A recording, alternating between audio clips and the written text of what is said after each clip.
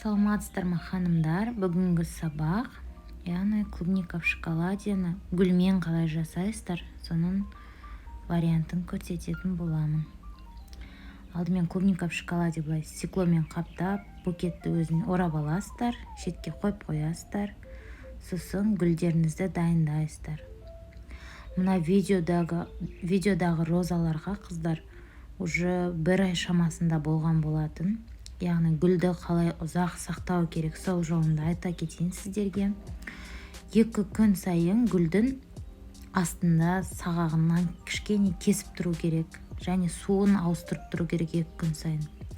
Және гүл ұзақ сақталу үшін холодильникте тұру керек, суға салынған гүл. Солайынан мен осы гүлді бір ай сақтаған болатынмын. Мейрамнан кейін қалған ғой оптым алғанмын. Сонымен заказ түсіп қалады деп тұра берген. Қазір алдарыңызда мен заказ жасап жатырмын. Барлық гүлдің бұзылған лепестоктарын алып тастайсыздар. Сосын астыңғы жақ жапырақтарын алып тастайсыздар. Сағағын қиғашынан кесесіздер. Қиғашынан ұстап кесіп, тікендерінен тазалап, бұзылған лепестоктарды обязательно алып тастаңыздар.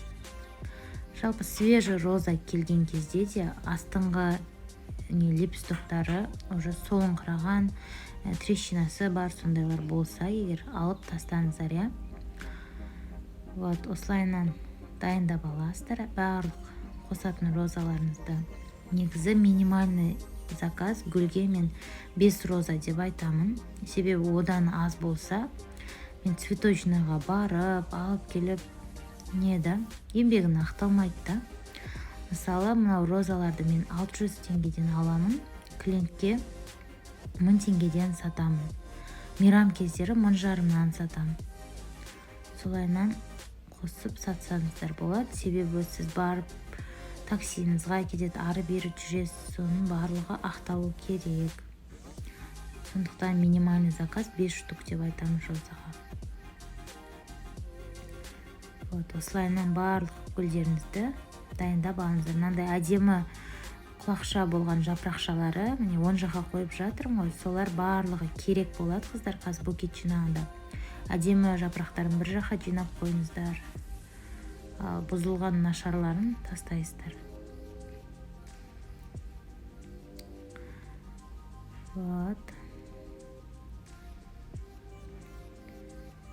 Жалпы гүл ұзақ сақталу үшін сол холодильникте 4-5 градуста ұсталу керек екен. Және 2 күн сайын суын ауыстырып, сағағын, асты жағын қиғашынан кесуді ұмытпаңыздар.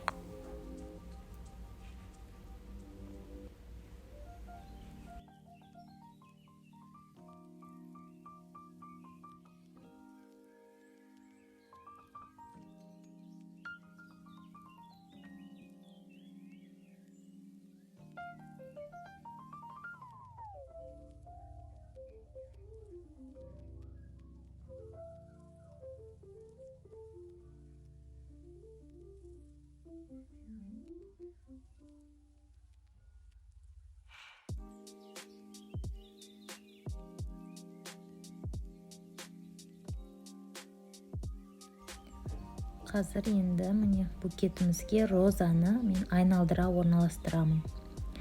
Егер клубника в шоколадені бір жақты жинау техникасы бар ғой, сөйтіп жинайтын болсаңыздар, розаны арт жағына қатарынан тізіп жинасаңыздар болады.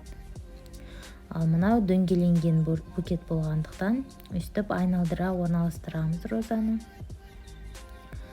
7 розаны айналдырып орналастырдым. Скотчтарыңызды негізі дайындап алыңыздар.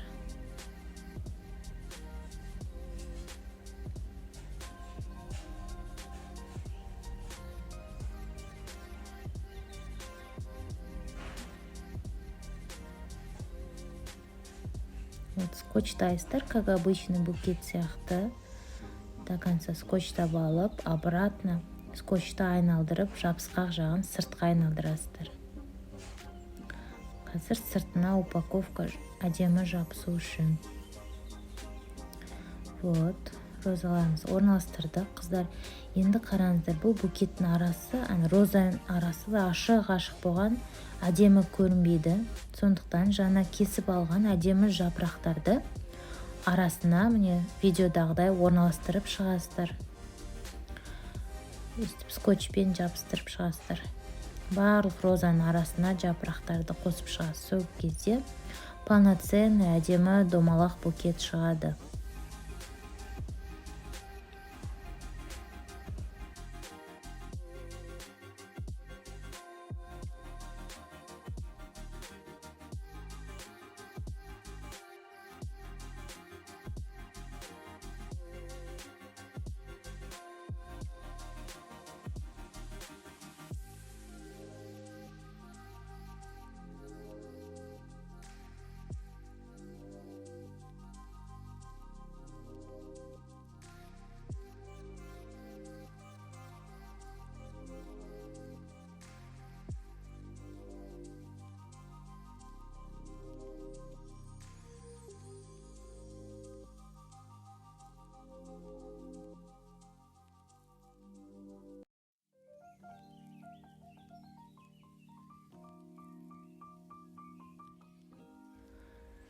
Міне букет дайындадым. Енді упаковкасын жасаймыз.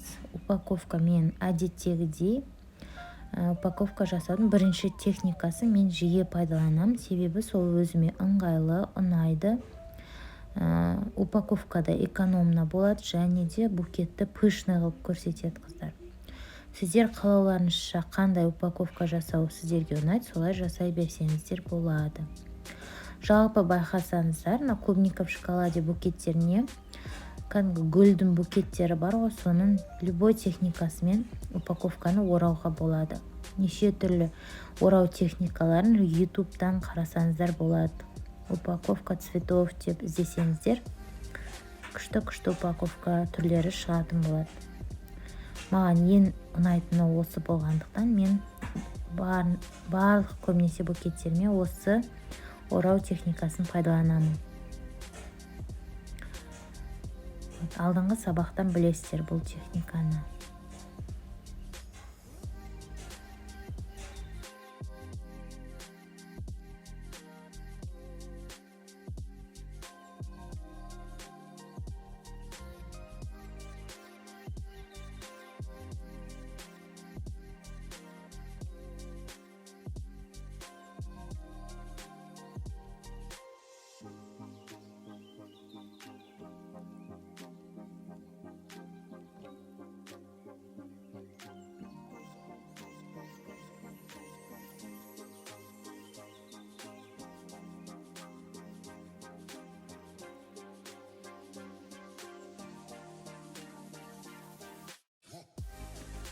Дайындап алған упаковкаларды, как обычно, айналдырып шығасыздар.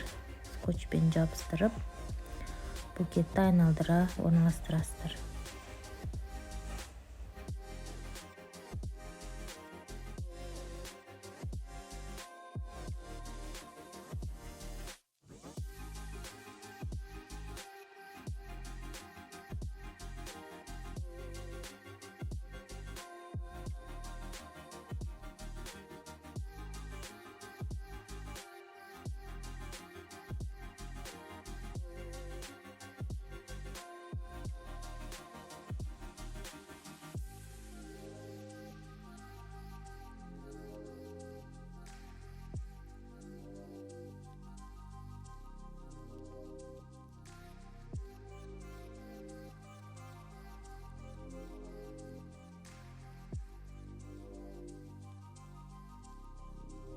Упаковкасын жабыстырып шықтық. Артық астыңғы шлей ұзын болып кетсе, қырқып тастаңыздар. Букеттеріңізге жалпы пішіні бойынша жараспай тұрса, артық жерін кесіп тастаңыздар. Лента дайындап аламыз. Енді упаковканың сплошной бір листін пайдаланамын үлкен букеттерге.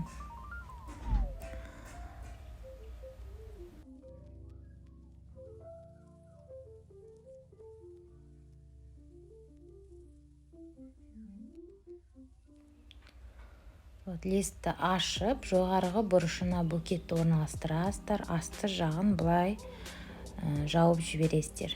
Сол кезде букеттеріңіз түгелдей оралып, әдемі жиналады. Дайындап қойған лентамен орап байлайсыздар. Вот. Все, букетіміз дайын, қыздар. Сәттілік сіздерге.